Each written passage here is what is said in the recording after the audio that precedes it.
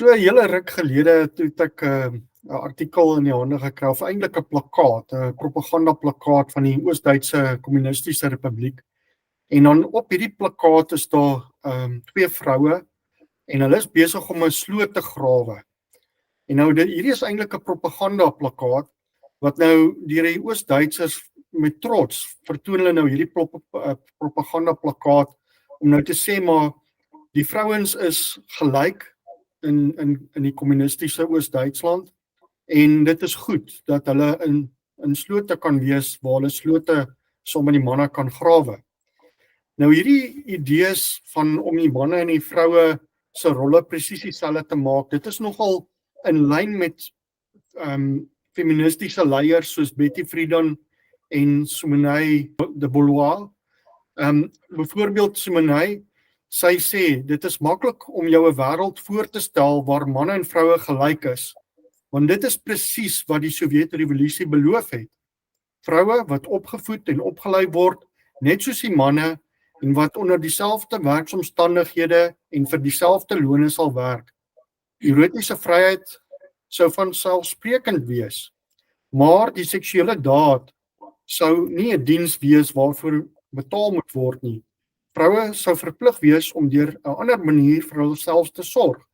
Die huwelik sou gebaseer wees op 'n vrye ooreenkoms waar die eggenotes ter enige tyd kon verbreek. Moederskap sou vrywillig wees en dus dat voorbehoeding en abortus toegelaat word en dat alle moeders en hulle kinders dieselfde regte binne of buite die huwelik sou geniet. Swangerskapverlof deur die staat betaal sal word en die staat sal ook verantwoordelikheid neem vir die kinders. Nou as ons na ons samelewing kyk, dan kan ons sien dat hierdie beeld wat sy nou hiersos vir ons van die Sowjetunie voorhou, dat dit eintlik in die westerse samelewing ook tot 'n groot mate gerealiseer het. Nou ek het nou vandag hierso saam met my vir Tina van Deventer en Marguerite Brink, en ons gaan vandag 'n bietjie gesels oor die rol van die moeders, en dan spesifiek moederskap, en of dit bevryding is en of dit verdrukking is. Nou, beide hierdie vroue, hulle pas nie in die algemene model van hoe vroue se rol gesien word vandag nie. Tina het 12 kinders en Marguerite verwag haar 6ste kind. So goeiemiddag julle. Goeiemiddag. Hallo François. Ja, Tina is my vrou, so ons is nou 26 jaar getroud, so ons sal nou 'n bietjie verder daaroor praat. Nou Marguerite, vertel ons 'n bietjie meer van jouself. Ek verstaan net jy onder andere ook teologie gestudeer het. Goeiemiddag. Ja, so ek is getroud met Jan Brink, wat 'n predikant is by die AP Kerk, Oudtshoorn en Grootfontein, hier in die noorde van Namibië. So ons bly in Namibië. Ja, ons het 5 seuns. Die oudste is in Oktober 10 en die jongste was nou in Mei 2. En soos jy gesê het, ja, dan verwag ek 'n 6e baba en dit is weer 'n seentjie. Na matriek het ek BSc Finansiële en Aktuariële Wiskunde gaan swat en my graad voltooi en toe nog my BSc Aktuariële Wiskunde honeurs ook gedoen. En toe het ek 3 jaar voltyds geswat. En aan die begin van my 3de jaar wat ek voltyds gewerk, nie voltyds swat, voltyds gewerk. En aan die begin van my 3de jaar wat ek toe nou voltyds werk, het ek gehoor van 'n ander vrou wat ingeskryf het by die APA om teologie te studeer. En ek dink ek was nie gereed daarvoor uit matriek uit nie, maar toe ek hoor sy skryf in, het ek nogal so 'n paar dae van geweldige worsteling gehad, want ek het geweet ek moet nie predikant word nie, maar aan die ander kant het ek so graag teologie wou swat. Ek wou so graag, my pa was predikant, op daardie stadium was my boetie besig om teologie te studeer. So dit was so deel van ons lewens eintlik, ons hele lewe lank. En toe het ek so 'n warrelwind van 'n paar dae, het ek toe nou ingeskryf vir die tale daai jaar en ek het my Grieks en Hebreëus en my Latyn klaar gemaak in daai jaar. En toe ek die begin van die volgende jaar voltyds toe nou weer 3 jaar my BTH graad gaan doen by die APA. En daarna Barend is gebore, die oudste enetjie is gebore aan die einde van my tweede, kom ons sê so, ek was in my tweede laaste jaar en hy is daai Oktober gebore. So hy het basies in ons finale jaar, my finale jaar het hy basies die eerste 6 maande so met my klas gedraf. En toe het so na ek toe nou klaar studeer het ek toe nou die aard van die saak nou nie 'n predikant geword nie.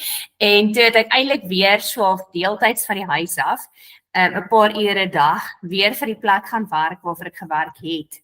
Voordat ek voltyds geswat. En trouwens ek werk eintlik nog steeds 2 ure 'n dag vir hulle, dit is maar programmeringswerk wat ek doen. So ek werk nog steeds 2 ure 'n dag vir hulle, maar dis eintlik baie lekker werk in die sin dat ek dit kan enige tyd van die dag doen en ek kan dit self inpas om al die ander verantwoordelikhede wat ek het as vrou en as ma vir die kinders en ons tuiskool, so ja, dit werk eintlik baie tyd. So dit is in kort wat ek studeer het en waar ek is en waar ek tans bly.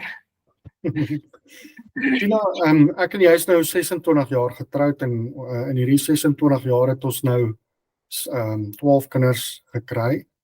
Maar jy het eintlik keramiektegnologie gestudeer en toe die eerste een nou gebore sou word, toe het jy jou werk by die WNR het toe van afgesien en sedertdien versorg jy ons kinders en jy kook en ja, kyk na die kinders en dan, maar jy is ook die voorsitter van die vroue by die kerk.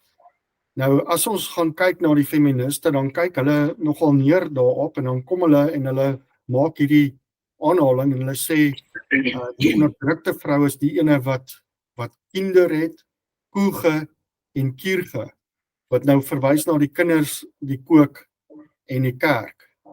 En dan kan ons sien, Betty Friedan, sy sê dan, daar is slegs een manier vir vroue om hulle volle menslike potensiaal te kan bereik. En dit is deur in die hoofstroom te kom van die samelewing, deur hulle stem hoorbaar te maak in die besluitneming wat ons samelewing vorm. Vroue moet ekonomiese onafhanklikheid hê om volle identiteit en vryheid te kan hê. Die deurbreking van die grense wat vroue weerhou het van die werk en beroepe waar die samelewing mense mee vergoed, was die eerste stap, maar nie voldoende nie. Dit is noodsaaklik om die spelreëls te verander, sodat beroepe, die huwelik, die gesin en die tuiste geherstruktureer kan word.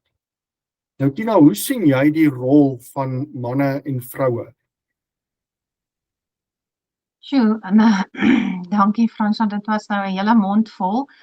Kyk, ek dink die rol van man en vrou word vir ons baie eenvoudig uiteengesit in die Bybel. En as die Bybel ons rigsnoer vir die lewe is, dan begin ons daar kyk en in Genesis 1 sien ons baie duidelik die Here man en vrou geskape.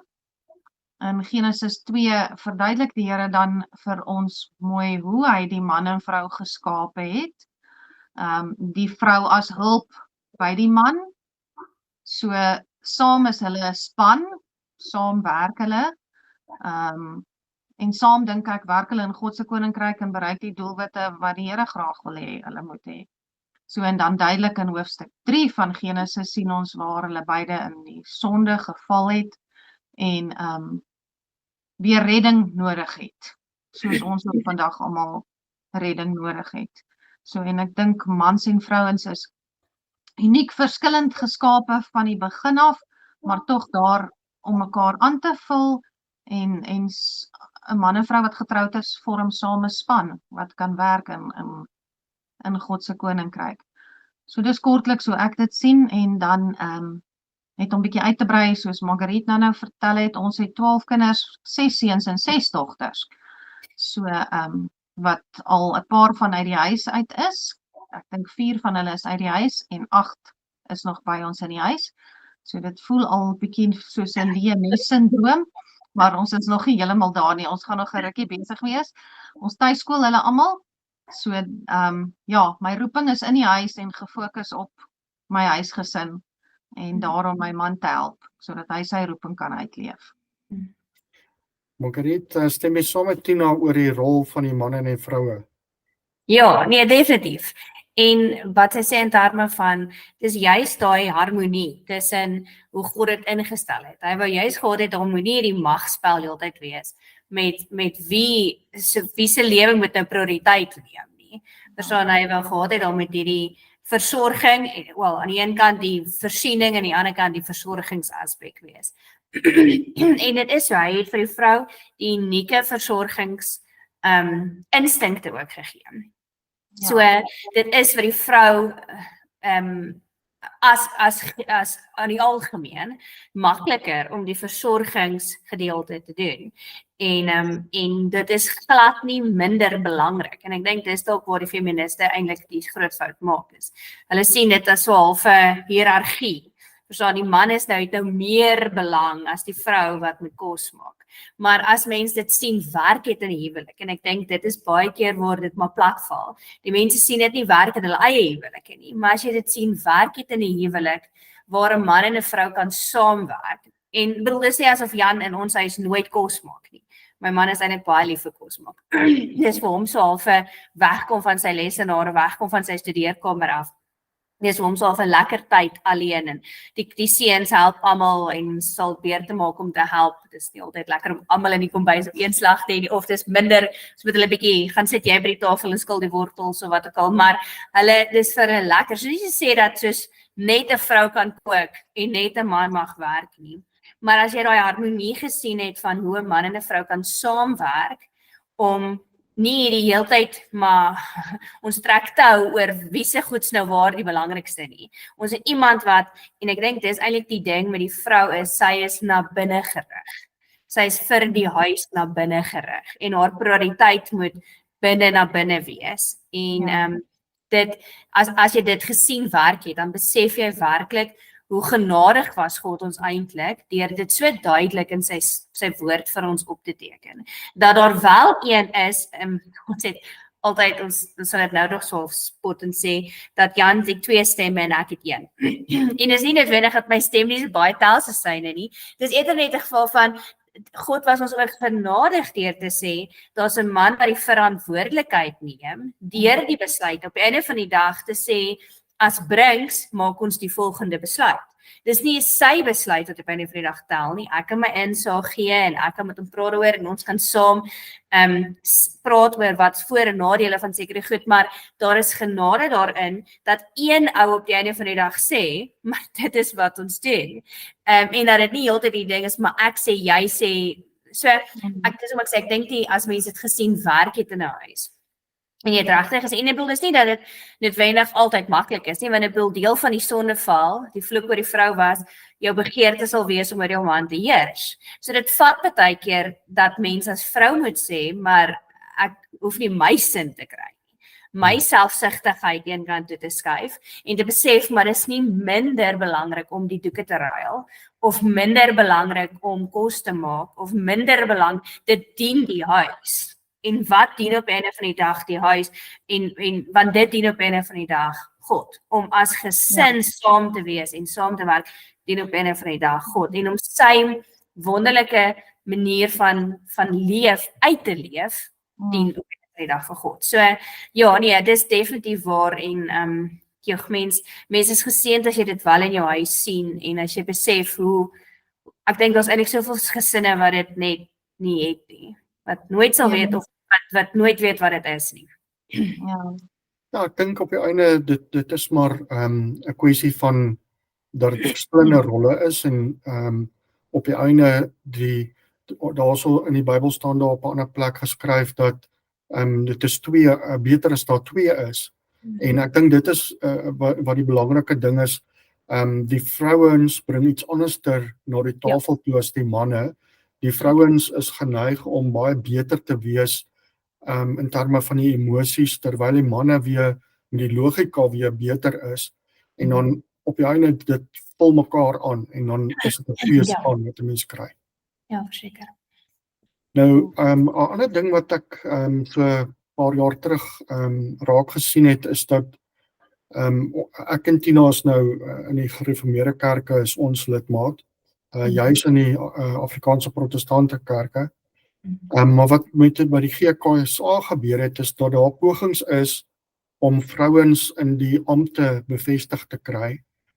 En so 'n paar jaar terug toe daar 'n klompie vrouens, 'n hele klomp van hulle bymekaar gekom en hulle was nogal ontsteld, want die synode wou nie gehoor gee daaraan dat vroue nou as ouderlinge en predikante bevestig kan word nie.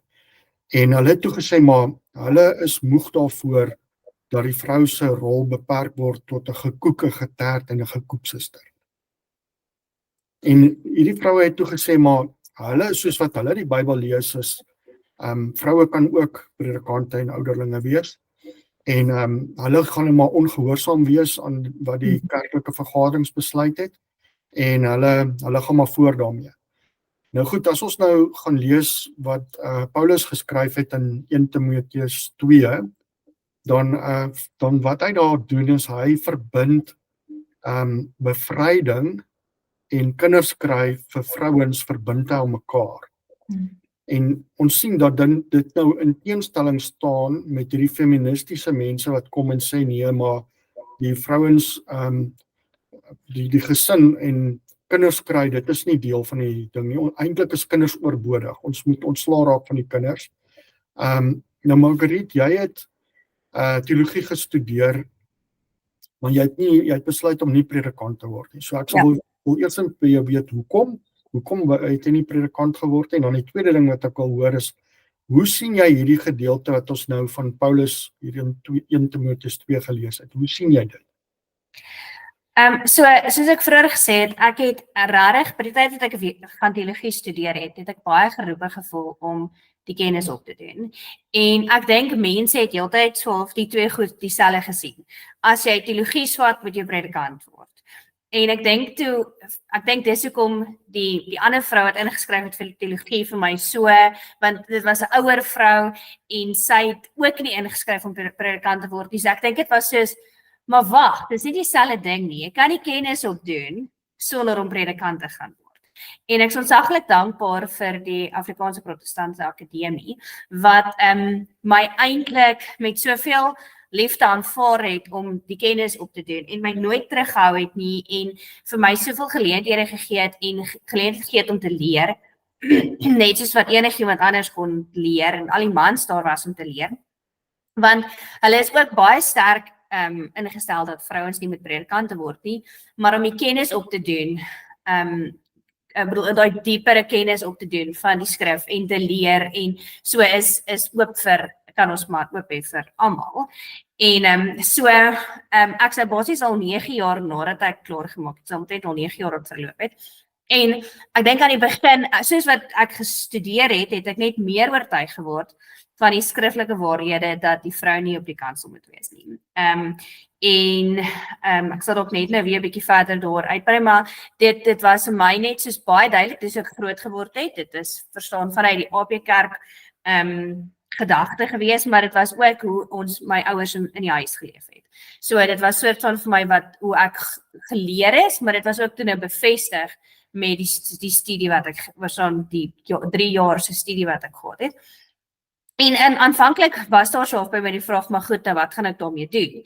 Maar in die tussentyd het die Here nou vir my 5 seuns gegee, 6 amper, en ek kan op 'n unieke manier in hulle lewens kan ek leer, en op 'n van die dag is hulle weer, die mans wat wel, predikante, ouderlinge, diakens, is hulle wel die wat moet mans vir hulle vrouens, hoofde van hulle huise wees, wat Archimedes van Dawid die hoof van die direksie moet wees by die skool, en hoe ek al jy dit nou wil dink, hulle, so watter kennis ek ook al vir hulle kan oordra van die Bybel, en ek bedoel dit is op 'n van die dag 'n gesinspoging, en Jan as, in elk geval as hoof van ons huis, is baie daarbey betrokke, maar die manier hoe mens dit vir hulle kan, dat ek daaraan kan deel het baie waarde, en dit is asof die Here my net toegerus het vir heel wat dinge. Ek het al vroupraatjies gehou en ek het byvoorbeeld 'n Bybelleesprogram opgestel waar ek weekliks kantaantekening uitstuur vir wie ook al saam lees, om 'n bietjie poging om vrouens weer terug in die woord te kry, nie net te lees oor wat mense sê van die Bybel nie, maar self die Bybel te lees. So dat ons soveel goeie vrug gekom, wil ek amper sê, al is ek nie 'n predikant nie, dat ek nog nooit gedink het, "Sjoe, maar ek het nodig om op 'n kansel te staan voordat jy kan die werk doen van die predikant." As dit sin maak. So, ek is nog steeds baie oortuig daarvan dat ons nie moet predikante wees nie. En ek dink dis eintlik dan nou seker die tweede deel van die antwoord is, die feministe het mos nou altyd 'n probleem met Paulus, want Paulus is redelik sterk hier in Timoteus wat jy aangehaal het, maar ook in 1 Korintiërs 11 en in 1 Korintiërs 14, 1 Korintiërs 3 en 1 Korintiërs 14, hy is nogals baie sterk op wat in Efesiërs 5 byvoorbeeld, in Galasiërs 3, hy is baie ernstig oor wat hy sê oor die rol van die vrou. En nou, as jy nou 'n ongelowige feminist is, dan vee in elk geval die hele skrif van die tafel af. So dan gee jy nou nie eintlik eers om vir Paulus nie. Jy wil maar net vrouens sê oral daar waar 'n man is. Jy wil hê hulle kan alles doen wat 'n man kan doen, nie nog meer. Maar dan kry jy nou wel feministe wat wel in die gelowige kamp val, as jy dit so kan definieer, wat so half dan nou, amper soos die vroue wat jy dan nou net aangehaal het van die gereformeerde kerk wat nou gesê het, hulle word net gekoek en geterd en gekoek, suster. Die interessante daarvan, ek het al dit 'n paar keer genoem vir mense, ek kry nogals nie mans wat vir my sê, jy moet kansel doen nie. Ek kry baie keer vrouens wat dit vir my sê. Ek kry meer vrouens wat sê, jy moet dit doen as mans. Dis asof die vrou self dink, ons moet vrou, ek weet nie of hulle dink ons moet vrou ophef, en of hulle, ek weet nie wat waarin skryf mense toe nie, maar so jy kry vrouens wat hulle self as gelowige sal beskryf, maar dan tog self al baie ingekoop het op die feministiese idee. En hulle moet uit die aard van die saak iets met Paulus doen, want hulle is veronderstel om te glo in Paulus. Hulle is veronderstel om die woord van God te glo, as hulle dan nou sê hulle is gelowig is. En so wat hulle dan nou maar doen is, hulle probeer Paulus herinterpreteer. Verstaan, sê hierdie gedeelte bijvoorbeeld in Timoteus, sê hulle, ja, maar dit is nou net geskryf vir die oproerige vroue, om hulle stil te hou. Dit was net die stilte, hulle moes net stil gebly het, byvoorbeeld. Maar of hulle sal byvoorbeeld sê, ja, maar hy wou eintlik nie vroue onderdruk nie, maar hy is eintlik net besig om is vir 'n sekere tipe vrou of vir die kultuur van daai tyd te praat. Is niks gebind vir ons vandag nie. Maar Paulus is baie skerp in sy argument in daai gedeelte. Hy bou sy argument juis op die skepingsopdrag. As ons nou teruggaan na wat Tina gesê het, hy bou dit op Adam is eerste geskape. So hy gaan terug na voor die sondeval. So jy kan nie eers sê, ja, maar sonde het dit kom versteur of wat ook al nie. Hy gaan terug na hoe God dit geskep het en hy sê die rede hoekom hy sê 'n vrou moet haarself stil hou is omdat, en dit gaan vir die plaaslike gemeente, want hy skryf spesifiek vir Timoteus wat die leraar is van die plaaslike gemeente. So dis in daai konteks waarin hy dit sê. En dan sê hy, maar sy moet haarself stil gedra en sy moenie heers nie. En dis die twee gedagtes, né? Die een wat heers is die regeringsamp wat die ouderling is en daarom vrouens nie as ouderlinge nie, want jy moet nie regeer nie. En dan tweedens dan nou die stilte wat dan nou die lerende ouderling wat dan nou basies die predikant is, om in die lerende ampt te staan, die profeetampt te staan, wat dan nou eintlik die predikant is van die dag. En daarom spesifiek daai twee is eintlik die twee kernampte wat 'n vrou dan nou nie in die gemeente moet beklee nie. So hy gaan terug na Adam is voor Eva geskape. So hy gaan terug na die skepingsopdrag toe. En dan het sy tweede argument sê en Eva is verlei deur die slang. Nou ons weet uit byvoorbeeld Romeine 5 dat die sondeval word nie net toegeskryf aan Eva nie, dit word toegeskryf ook aan Adam, want uit een is gesondig, Adam, en in een het ons verlossing, Jesus Christus. So so as hy daar sê, Eva is verlei deur die slang, bedoel hy nie, Adam het nie sonde gedoen nie. Adam was daar, maar Adam was veronderstel om eintlik vir Eva vas te vat, om oor haar te heers en te sê, jy is nie veronderstel om hierdie te doen nie, sit neer die vrug. Hy was nie veronderstel om saam met haar te eet nie, So die sleg in die tuin moes hy uitgewoed het, wat hy nie gedoen het nie. En onder andere daardeur het hy nie sy hoofskap oor Eva uitgevoer nie, omdat hy dit nie gedoen het nie, het die sondeval plaasgevind. So dit is dan basies sy tweede argument. Sy tweede argument is, Eva is verlei, en omdat Eva verlei is, het sy ook vir Adam daarmee saam verlei. So hy gaan terug na die skepingsopdrag, of die skepingsordinansie, en dan gaan hy terug na die hele gedagte van die sondeval, en waar het die sondeval dan nou eintlik in die beginsel vandaan gekom. So jy kan nie net regtig vir Paulus van die tafel afvee nie, want hy baseer dit nie op wat in Efese of in Korintiërs of in Korinte of in Galasiërs, Galase of in een van daai stede aangaan nie. Hy gaan baseer dit in die skepingsordinansie en dan in die sondeval. Nou, feministe soek mos nou altyd die gelykheid met wat kan gebeur tussen, die vrou moet altyd kan doen wat die man kan doen. En daarom moet die vrou dan ook vir hulle in die kerk opset, moet die vrou dan ook kan alles doen wat die man kan doen. Maar ek het al baie keer oor die praktiese daarvan gedink, en net gedink, so gestel nou, by die huis, maar sien, ek dink die mense hou dan ook nie dit by die huis, maar gestel nou jy is ouderling by die huis, wat, die man is ouderling by die huis, en die vrou is ouderling, maar by die huis is hy haar hoof. So by die huis is die geval van hy regeer oor haar, maar by die kerk is hulle albei ouderlinge wat oor die gemeente moet regeer. Verstaan jy, die praktiese daarvan maak in elk geval nie sin nie. So weer eens dink ek, dit is God in sy genade wat kom sê het, daar moet 'n tipe van 'n hiërargie, daar moet 'n tipe van 'n orde wees waarin, en dis deel van die orde van die huisgesin, dat dit een gaas op aard, en is deel van die orde in die gemeente. En ek dink die vrouens sien baie keer, weer eens net soos in die huis, vrouens in gemeente, sien baie keer baie hulle rol as letterlik die koek en die tee en die verstaan, amper as, ja, enigiemand kan dit doen, verstaan, ons kan ons nou maar 'n bediende kry om maandag die skool goed te kom was, en ons kan ons nou maar, ons kan ons nou maar die koek bestel by die bakkery, en verstaan, ek dink hulle sien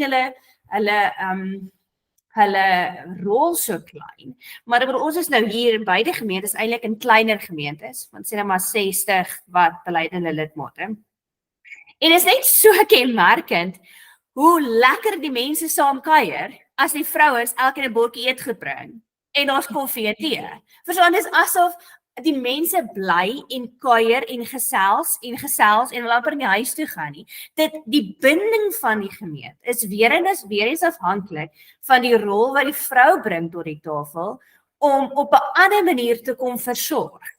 Want ek bedoel, die hele gedagte aan ete, nee, as ons net dink aan feesvier en saam eet en brood breek in die Bybel. Dis nie net 'n Nuwe Testamentiese ding, byvoorbeeld met die laaste nagmaal of die laaste ete saam met sy disippels voor Jesus die nagmaal instel, of ons lees eintlik hoeveel keer van saam eet, van feesvier, van bymekaar kom. En dit word moontlik gemaak primêr deur die vrou se. Dit word primêr moontlik gemaak deur iemand wat dink oor, is daar tafeldoeke en is daar messe en virke en is daar borde om uit te eet en wat gaan ons eet? En is so kardinaal belangrik vir 'n huisgesin, verstaan, 'n gesin wat saam eet, 'n gesin wat saam brood breek, 'n gesin wat saam deel het aan mekaar se lewens om 'n tafel wat eet. En is net so belangrik in 'n gemeente. En ek dink dit is hoekom hulle eintlik die vrou ek weet nie of die vrou haar eie rol minderwaardig maak en of dit vir haar minderwaardig gemaak word nie, maar is eintlik so jammer dat waarde gekoppel word aan jou rol. Want dit is nie wat Paulus doen nie. Paulus kom sê nie die man is belangriker as die vrou in terme van waarde en daarom mag hy preek en hy mag ouderling wees en die vrou moet maar net die koek bring na die tyd nie. Verstaan, hy kom sê letterlik dat binne die gesin en binne die gemeente is almal gelyk. Ek bedoel Galasiërs 3 vers 28 is baie duidelik dat voor God is daar nie man en vrou nie. Is daar nie Jood en Griek nie. Vir God is ons gelyk in waarde. En tog het hy kom rolle instel. Tog het hy kom sê maar ek wil hê die vrouens moet hierdie tipe rol beklee en die mans moet hierdie tipe rol beklee in beide die huis en in die gemeente. So Natuurlik beteken dit nie in die gemeente dat vrouens alle mans onderdanig moet wees, soos wat sy 'n man onderdanig is nie. In die gemeente is die regerende amp is die ouderlinge, bedoelende, hulle is die wat daar is om die gemeenteorde te bepaal, om gemeente eredienste in te stel, om die besluite te maak van die gemeente, en as vroue korps, wil ek amper sê, is ons veronderstel om dan die ouderlinge gehoorsaam te wees. Dit is die goeie skepingsorde, en dit is die gevolge wat ons sien in die sondeval.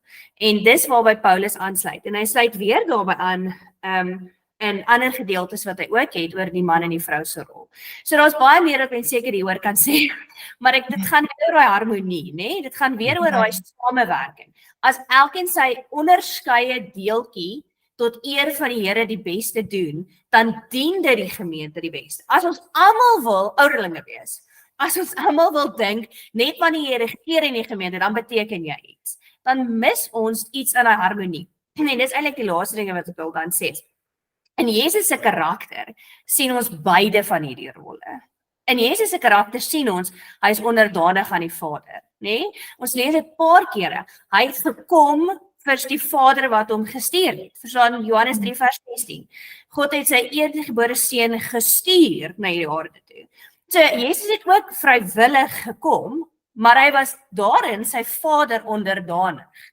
So wanneer ons as vroue, ons mans en ons as vroue korps in 'n gemeente die ouderlinge onderdanig is, dan het ons eintlik die unieke geleentheid om iets van daai onderdanigheid van Christus aan sy Vader tentoon te stel. Maar dan aan die ander kant is Jesus ook hoof van die kerk. Hy is hoof van elke gelowige, hy is hoof van elke huis. Hy is koning van alle konings. So hy is tog ook aan die ander kant die regerder van die hele wêreld, die hele kosmos. So wanneer die mans as hoof van hulle huise, of dan nou die ouderlinge as hoof van die as regerderskorps binne die gemeente, wanneer hulle dan binne die gemeente die regeringsamp beklee, dan kry mans weer die unieke geleentheid om weer daai unieke karaktereienskap van Jesus tentoon te stel. En weer eens is daar harmonie. In Christus was albei verenig. En ek sê altyd vir vroue, as dit goed genoeg was vir my verlosser, verstaan, hoekom as hy sy Vader kon onderdanig wees, dan is ek seker ek en my man onderdanig wees. Ja. So dis eintlik 'n baie dis eintlik 'n besonderse manier wat weer eens God die harmonie tussen in sy gemeente en in sy gesin, tot wat maar die gemeente in die klein is, nê, tot stand wou bring en wou in stand hou. En ek weet nie hoekom rebelleer ons die hele tyd. Miskien omdat dit nou die vloek van die sondeval is, nê? Die vrou wat sal wil heers oor haar man. Maar dan wil ek nie die vloek uitleef nie. As ek wil ek nou regtig die vloek uitleef van die sondeval, dat ek heeltyd wil heers oor my man en wil heers by die kerk. En weer eens dink ek net, as mens dit gesien, die harmonie gesien werk het en jy besef hoe mooi dit eintlik is, dan is mens geneig om partykeer net terug te staan en te sê, God se goeie orde is goed genoeg vir my. So ja. Ek dink jy is heeltemal reg daar. Ek dink daar's ons partykeer die situasie waar vrouens slegte ondervindings gehad het en dan gooi hulle alles by die baba met die badwater, gooi hulle alles uit. Ek dink dit is 'n deel daarvan. En 'n ander ding wat vir my nogal opgeval het, as 'n mens dink aan toe Satan vir Jesus kom versoek het, en ook toe hy vir Eva versoek het, dan het hy elke keer gekom en gesê, maar het God so gesê? So met ander woorde, hy trek God se woord in twyfel. En dan kan 'n mens nou kyk hoe Jesus dit hanteer, en elke keer gaan haal hy uit die Bybel uit aan. So ek dink dit behoort vir ons 'n bietjie 'n aanduiding te gee van hoe belangrik God se woord is, en dat ons dit ernstig moet opneem, en dat ons nie moet allerlei innoverende dinge mee vorendag moet kom nie. Hou maar net by die eenvoudige en hou vas van die woord. Ja. Ek dink dis die bottom line. Ja. Maar ek wil by julle hoor, het julle al enigsins agtergekom, kyk op die einde dink ek, dit is nou maar die sondeval, is die eintlike ding. Maar dit lyk vir my of hierdie hele feministiese ding nou in ons dag 'n voorkoms is van hoe die sonde nou in ons samelewing geïmplementeer word en slegte vrugte dra. Het julle al van daai slegte vrugte gesien en dat ons samelewing en die kerk en gesinne agteruit gaan? Margriet? Tina, gaan jy eerste? Ja, okay, go for it, Tina. Ek is nou nie seker wil jy heeltemal voorbeelde hê nie, maar wat ek wel kan noem is ek dink die grond daarvan is maar die humanisme of die mense eie ek in die hart. Dis maar daai sonde van ek wil beter wees as die ander of as my man, ek wil my eie beswil eerste hê en dit is maar onderliggend aan ons almal en ons moet gedurig daar teen stry en daarvoor op die uitkyk wees, want as jy weer sien dan pop dit in hierdie vorm uit of in daardie vorm en so aan. So ek dink almal kan hulle self ondersoek vir daardie. Ek dink ons leef ook in 'n era waar dit gaan oor my eie gemak en my eie ontspanning en ons leef in 'n tyd wat mense graag wil altyd ontspan en cool, chill, soos hulle sê, nadat hulle hard gewerk het, wat ook al, en dan is iets soos kinders 'n las of om nog weer kos te maak in die aand is 'n opgawe. En so ek dink dit is daardie deel wat jy jou eie ek kruisig en jouself diensbaar neerlê vir jou man en kinders. En ja, mens moet menself gedurig weer daarop wys, want dit is nie maklik nie. Dit is maar 'n pad waar ons mekaar dien en soos Christus ons ook gedien het. En dan is iets soos werk wat ons doen, al is dit net die skottelgoed of wat se werk ons ook al doen, is alles werk wat ons doen vir Christus. Dis die voorbeeld wat hy vir ons gestel het. Maar ja, daai eie ek sal jy oral kry uitkom in die kerk dink ek en in die samelewing en oral sal hy sy kop uitsteek. Ek dink byvoorbeeld aan een van die slegte dinge wat in ons dag gebeur is dat 'n klomp van die mense doen nie eers meer die moeite om enigstens te trou nie. Hulle bly sommer net saam met kinders en dan het hulle by hierdie man 'n kind en dan weer by daai man 'n kind en dan kry jy die ingewikkelde saamgestelde gesinne en dan die wat nou nog die moeite doen om te trou, die helfte van daai huwelike is nou nog egskeidings ook. So ons samelewing is onder geweldige druk en val eintlik uit mekaar uit en ek dink hierdie feminisme het 'n rol daarin. Margriet, hoe dink jy oor hierdie? Ja, ek stem 100% saam met die hele gedagte van selfsug en eie ek. En ek dink ongelukkig het soveel Christen vroue al soveel ingekoop op die feministiese idee. Want ek dink, ek bedoel, die feminisme kom al uit die 1900s en het ons nou verskillende vlae en golwe basies gehad wat gereeld verbygekom het. Maar dis nou al lank genoeg met ons en selfs in ons Afrikaner kultuur dat baie dogters van my ouderdom en bedoel, ek's nou middel 30s, maar nader aan 40 as middel 30, maar dat verstaan die 20-jariges nie, so het baie keer met ma's groot geword wat gewerk het. So jy bevraagteken nie eers meer hierdie goed nie. Dis amper so half, dit is ipso facto wat gebeur. Jy trou en dan is die logiese volgende stap is mos om 'n baba te hê wanneer dit nou jou pas, nê? Wanneer jy nou jou lank genoeg jou huwelik en jou man en so geniet het, dan begin jy mos nou dink aan kinders en dan is amper soos asof dit hierdie gedagte daar is vrouens wat dit verreken. Ek sal nou nie sê elke liewe een gaan maar net in die hele ding in van na 3 maande gaan die babatjie kleuterskool toe en so nie, maar dit is so algemeen. Dit is so algemeen as ek kyk rondom my, maar ek bedoel, ons het in Pretoria gebly voor ons hiernatoe weer terug verhuis het hiernatoe.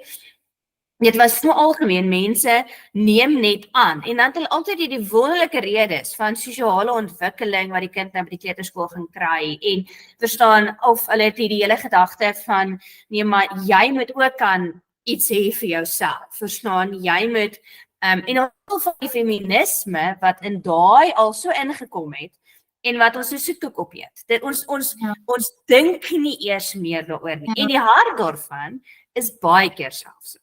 Ja. Die hart daarvan. En ek bedoel dan praat ek nou nie eers van mense wat vir my redes gee soos ja, maar ons het 2 salarisse nodig. Die lewe is vandag se duur nie. Want aan die een kant is iets daarvan waar en aan die ander kant is dit net soos ja, maar hoe lyk jou begroting? Verstaan as jy of saam met iemand gebly het of alleen was tot jy 25, 26, 27 was voor jy getroud is en dan het jy en jou man nou vir julle 'n lewe gebou vir 4 of 5 jaar voor julle begin met kinders, dan by daai sê jy dalk skuld. Jy het dalk nie teen 'n motors gekoop wat jy nie nou van wil afsien nie. Jy het nie teen 'n lewenstyl opgebou wat jy nie nou bereid is om voor terug te staan of af te staan nie. En dan die hele gedagte van nee, maar ek bedoel in COVID tyd het ek dit baie gehoor. Want in COVID tyd moes nou by hulle kinders by die tuis of by die huisskool. En ek dink mense dink dit is wat tuiskool by die huis is, terwyl dit mos nou nie is nie. Ek het nie 'n juffrou wat vir my werk stuur elke dag en ek moet vir haar video's stuur waar my kinders die werk doen of bedoel ons skool nie by die huis. Verstaan, maar in COVID tyd was dit basies wat my van ouers verwag word, maar daar's soveel mense wat agterna vir my gesê, ons sal dit nooit kan doen. Ek het nie die geduld om dit te doen nie. Dan sê ek soos, dink ek het die geduld.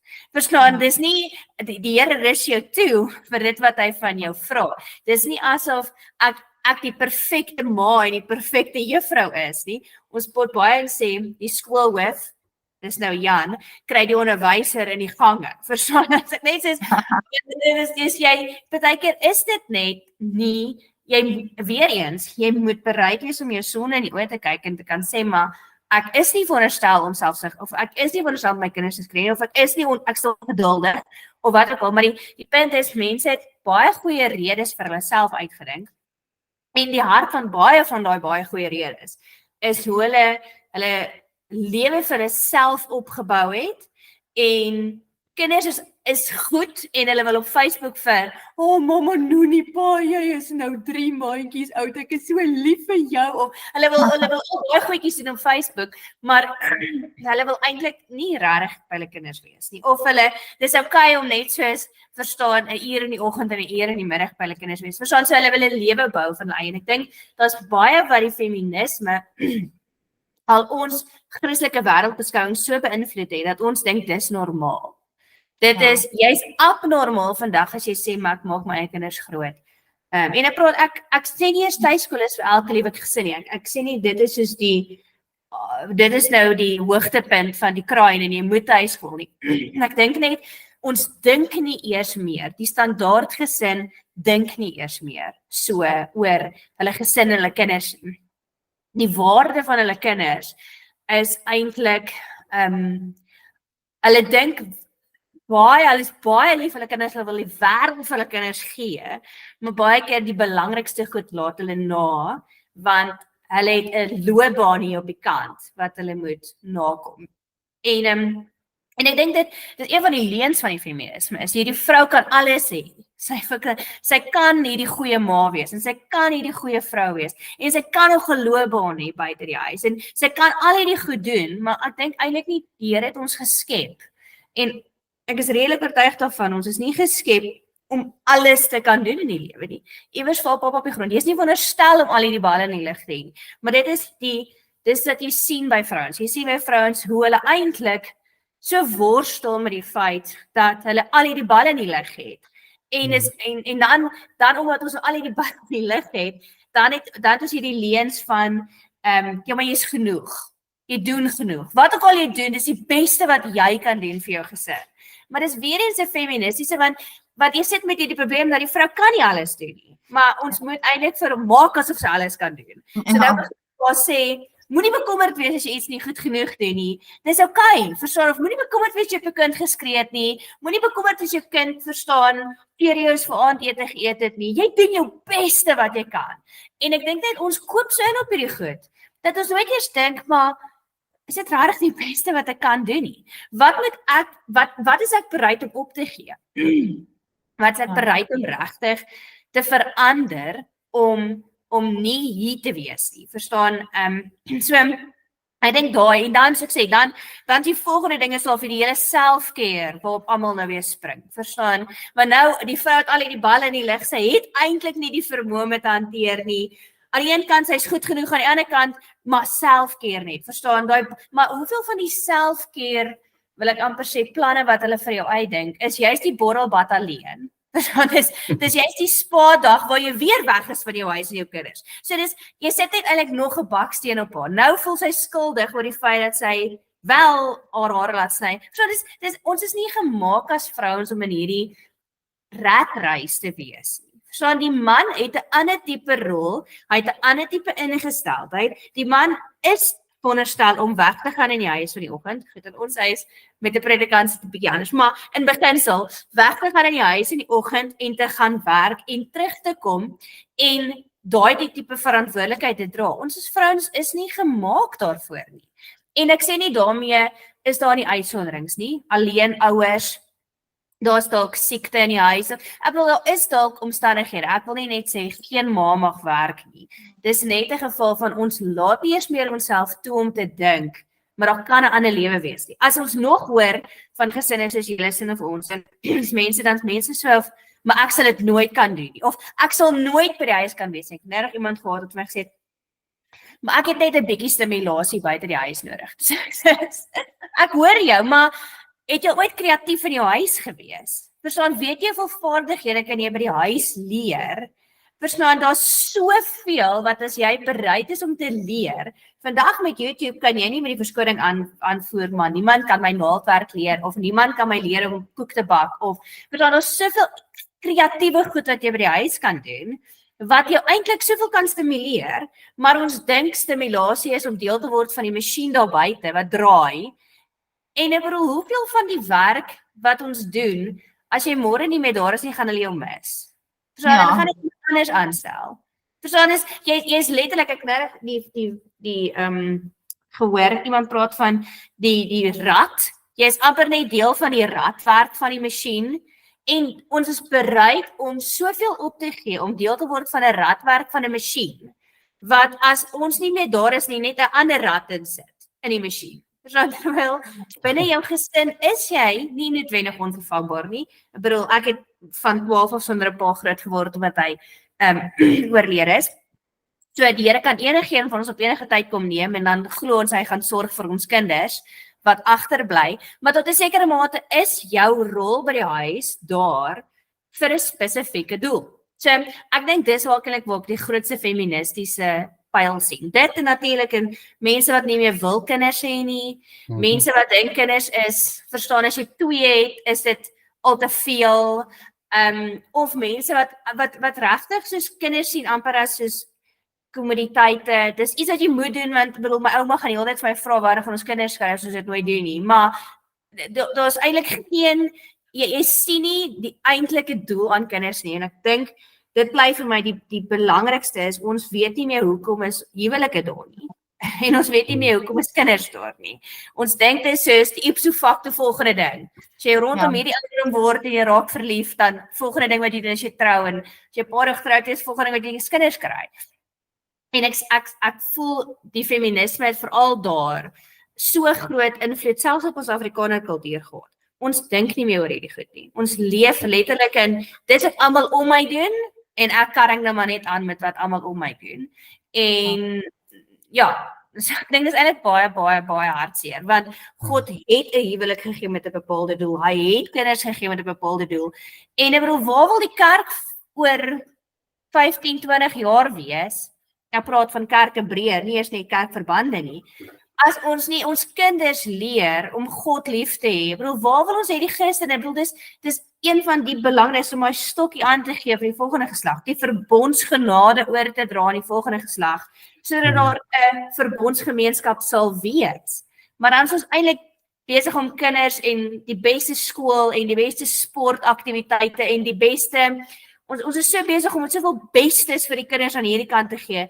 Ons mis eintlik dat die belangrikste wat ons hulle moet gee, laat ons eintlik na. So ja, dis eintlik, en ek dink dis waar die feministiese invloed vir my die sterkste deurkom, is dat hulle het selfs onder Christene dit wat veronderstel is om te wees, kom so vervlak tot ons is eintlik maar mense in een huis wat eintlik niks met mekaar uit te waai het nie.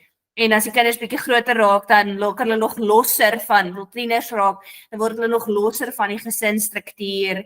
Die ma en pa het eintlik ook nie lekker altyd alles met mekaar uit te waai nie, en dit is eintlik baie jammer. Ja, ek dink wat tot 'n groot mate gebeur het, is dat dit 'n super individualisme geword het, waar die vrouens en die mans heeltemal los van mekaar lewe, en dan wat dan gebeur is, die hele idee van 'n huwelik en van 'n gesin word dan oorbodig.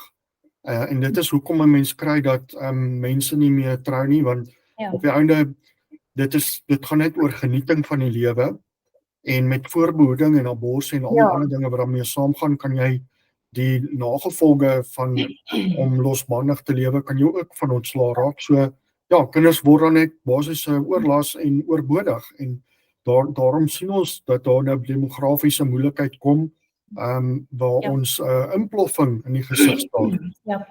Maar goed, as ons nou van al die dinge praat en van die gevare en die moeilikhede wat ons sien, dan dink ek die oplossing is seker dan maar dat daar bekering moet kom.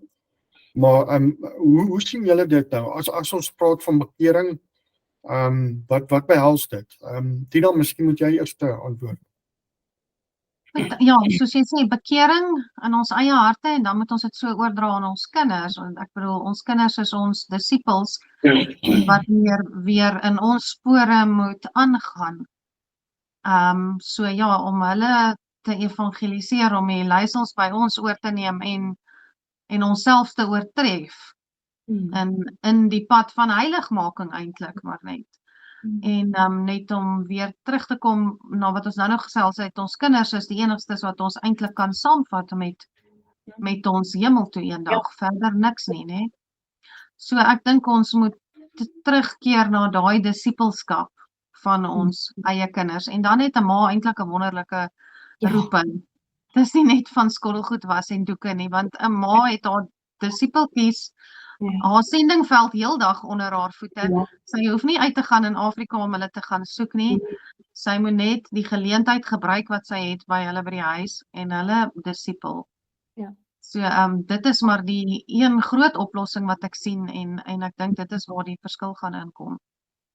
Ja, ek stem 100% saam. Dit help nie ons gaan probeer daar buite die feministiese golwe keer nie. Ons moet by onsself begin. En ons is nou ma's by die huis, maar ek dink jy sal met my saamstem, Tina, dat daar's maar maniere hoe ek ook soms myselfsugtigheid laat uitkom. Verstaan, so dis nie dat omdat ons nou by die huis is met ons kinders, en ons kinders tuiskool, verstaan, dink ons is nou ewe skielik sondeloos, en ons het nou die beste pad gekies, en daarom is daar nou geen meer sonde aanwesig nie. So, vir enigiemand anders sal ek net sê, begin by jou hoekoms. Verstaan, hoekom doen jy wat jy doen? Begin dink oor wat jy doen. Begin besef dat dit wat miskien om jou gebeur, wat almal om jou doen, is nie noodwendig, al is dit Christene, al is dit jou beste Christene, al is dit die huis waaruit jy gekom het, is nie noodwendig dit wat die Bybel ons leer om te doen nie. Dis maklik om 'n trop redes aan te voer oor hoekom jy moet werk as ma. Dis maklik om 'n trop redes aan te voer oor, verstaan, hoekom jy jouself spa daar gaan, en hoekom jy meer wegneem eet as kos eet, verstaan. Daar's baie ja, net 2 kinders het. En ek sê ook nie daarmee almal met 6 kinders hê nie. Verstaan, dit was nog nooit die uitgangspunt van ons gesin nie. Die ding is eintlik net, mense moet terugkom na wat die Bybel leer van kinders. En soos jy sê, dit is ons sendingsveld. Dit is die kerk in die toekoms. Ek dink altyd aan soos die vroeë kerk, nee. Jy sou nou dink dat hulle se opgehou kinders het. Hulle was vervolg gewees. Hulle was, daar kan amper nie slegter omstandighede wees as wat hulle gehad het nie. En hulle het nog steeds kinders gehad. Verstaan? En dan dink ek partykeer, ons is so vasgevang in die sekulêre, verstaan, mammon gedagte van geld najaag, van status najaag, van ons het net gepraat van dit wat vir jou lekker is, dit wat jy wil geniet, verstaan, daai bucket list vakansies, ons is so vasgevang in, jy sien hoeveel gesinne op Facebook van kennis en mense wat, dan is hulle hier in die Maldives, nou hulle verstaan in Clarence vakansie, en dan dink jy, maar dit is wat jy jou gesin moet bied. En omdat dit is wat jy jou gesin moet bied, moet jy X, Y en Z verdien, en dis wat jy moet hê, en dis wat ek sê, begin by hoekom doen jy wat jy doen, en besef dat dit is nie noodwendig die Bybelse model om hierdie ontsaglike statusgedrewe lewe te leef nie. Want per definisie is dit nie sonde om net 2 kinders te hê nie. Dis nie dat ons sê, nou moet jy baie kinders gaan hê, of dis meer net, besef wat se waarde wat jy het in kinders, en besef wat is ons eintlik veronderstel om vir kinders te leer. En dan sou ek net vrouens aanmoedig om letterlik net weer te begin Bybel lees. Verstaan, letterlik die Bybel. Verstaan, hou op, net hoor wat ander mense oor die Bybel sê. Verstaan, die oordenking boekies, en so dit is partykeer waardevol, want ons het ook al so ver geskuif van waar baie mense net verstaan wat die Bybel beteken. Dat mense heeltyd voel, maar hulle het iemand anders nodig om vir hulle te sê wat dit beteken vir hulle vandag. Maar begin net om die Bybel te lees. Begin net om God te leer ken. Die God wat jy sê is jy het lief. Die God wat jy sê jy aanbid. Begin om leer ken vanuit die skrif. Verstaan? Gaan soek 'n kerk wat jy oor jou sonde aangespreek word. Wat jy nie net elke Sondag hoor hoe Jesus vir jou kom goed wees en maar soek 'n kerk wat jy partykeer uitstap en dink, die dominee het nou vanoggend net my bakslaag gegee.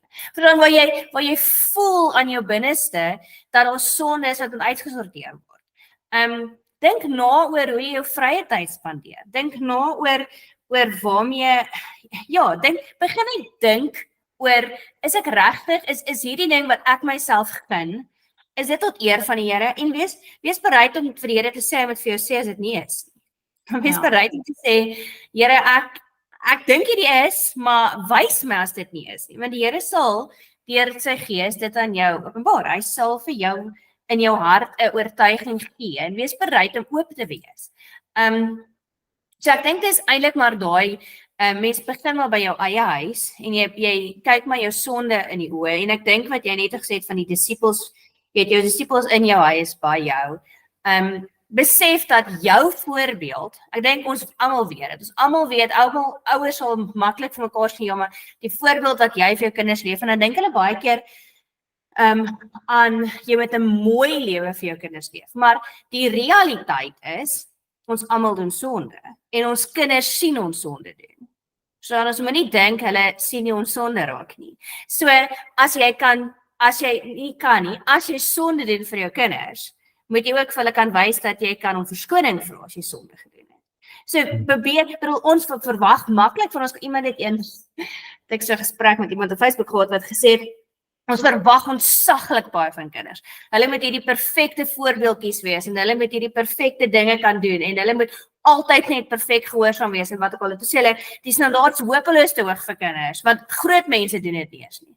Dus ek sê, of jy kan nou sê, die standaard is wat die standaard is, en groot mense moet ook net aan die standaard voldoen. Verstaan, want dit is so, as jy met 'n 4-jarige werk, dan is jy partykeer op hom, hoor, hy moet gehoorsaam wees, en hy moet dankie sê, en hy moet asseblief sê, en hy moet, verstaan, nie vuil los nie, en hy moet afdek, jy is partykeer baie, verstaan, hulle moet net spring, verstaan dit, hulle moet net inpas in hierdie blokkie van gehoorsaamheid.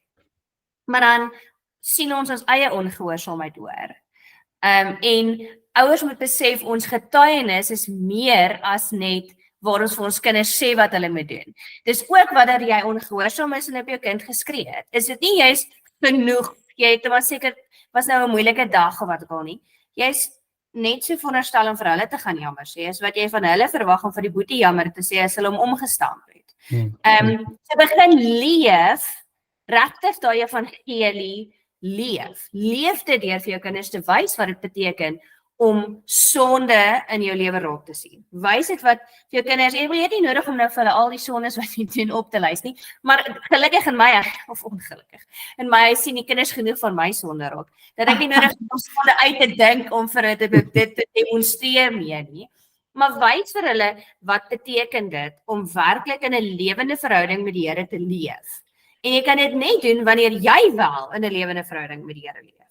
Wanneer jy bereid is om jou sonde in die oë te kyk, wanneer jy bereid is as iemand jou aanvat oor jou sonde is nie heeltyd jouself te wil regverdig nie. Of wanneer verstaan so want 'n 4-jarige gaan dit dalk nie vir jou sê nie, maar party hulle 10 of 12 of 15 raak, gaan jou sê in hulle lewe al hoe kleiner en minder word as hulle besef jy's net heeltyd besig om vir hulle te sê wat hulle moet doen, maar jy doen dit nie self nie. Ja, dan sê 'n Fariseer. Ja, so En begin hulle dit kom met agter. ja, hulle doen. Hulle is nie so dom as wat ons dink nie. So ek bedoel Deuteronomium 6 praat van jy moet God lief hê met jou hele hart en jou hele siel en jou hele krag. En dan sê dit jy moet jou kinders inskerp en daar spreek as jy in jou huis sit en as jy op pad is en jy gaan lê en jy gaan opstaan. Dit impliseer jy moet God lief hê. Verstaan, jy moet dit sê daarna. Jy moet dit as tekenbind op jou hand, dit moet 'n voorhoof aan wat is nie oë wees, dit moet op jou deurposte van jou huis en op jou poorte geskryf staan. Dit impliseer 'n lewende lewe van God lief hê. En ek dink ons kan nie wegkom met net woordjies nie. Ons moet dit leef. En dan hulle kan nie die ware evangelie van sondebelydenis, die verlossing in Jesus Christus, die dankbaarheid wat ons leef as gevolg daarvan sien as ons nooit by mekaar is nie. As ons altyd van een aktiwiteit na die volgende aktiwiteit ry, as ons heeltyd net besig is om verstaan maniere te soek om eintlik nie by mekaar te wees nie, kan hulle nie sien nie. Maar dit is die bril waardeur ons die lewe moet aanpak. En ek dink, ek weet in my persoonlike lewe, het ek nog 'n groot pad van heiligmaking om te stap.